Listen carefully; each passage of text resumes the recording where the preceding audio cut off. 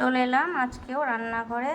এই যে পনির তরকারি করব, পনির আছে এখানে, আর এই যে আলু ক্যাপসিকাম। আজকে অল্পই রান্না হবে, এক বেলার মতো। আর এটা হচ্ছে আলু আর পটল ভাজা, পোস্ত দিয়ে করব পনির তরকারি। এই যে ভাত বসে গেছে, ভাত হয়ে যাচ্ছে।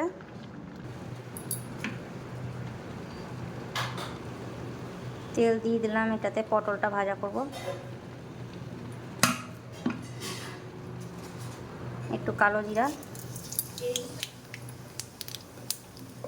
এবার ভাজাটা দিয়ে দিলাম।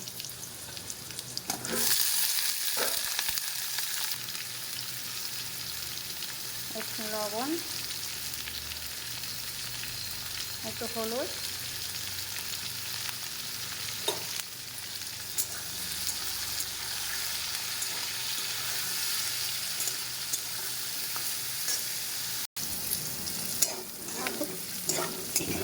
আলু ভাজাটা হয়ে গেছে, এবার নামিয়ে নেব।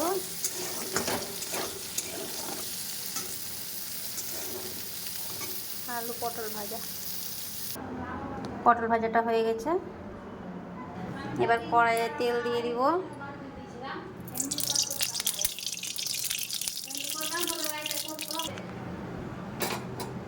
ক্যাপসিকামগুলো হালকা করে ভেজে নেব।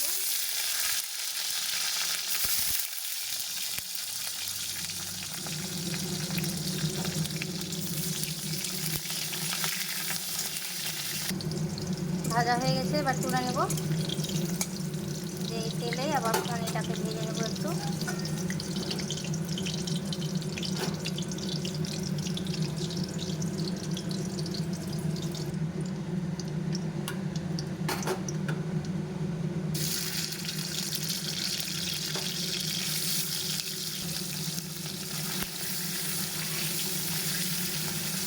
হালকা করে ভেজে নেবো এটাও।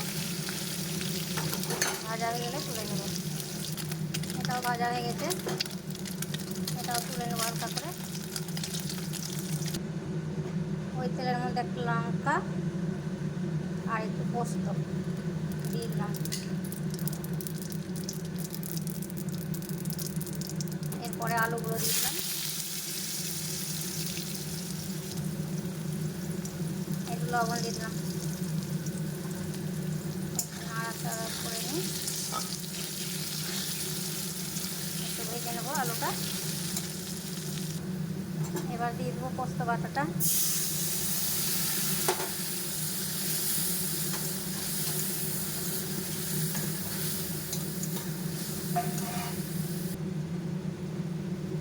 হলুদ দিব কিন্তু অল্প, একদম।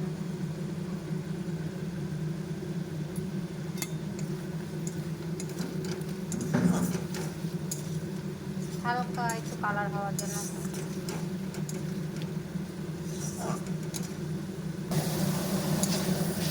আমার এটা কষানো হয়ে গেছে, এবার একটু জল দিয়ে দেবো।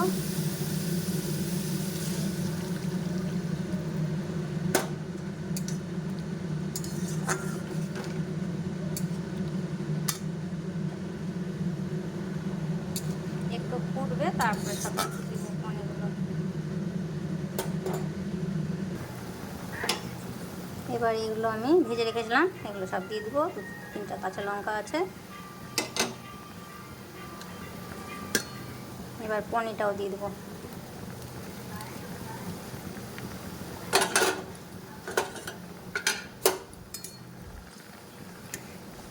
আজকে আমার খুব অল্প রান্না। এবার তরকারিটা কমপ্লিট, নামাবো এবার। এই যে আমার তরকারি রান্না করলাম, হয়ে গেল কমপ্লিট। এবার চলো তোমাদের থাল সাজিয়ে ফেলি।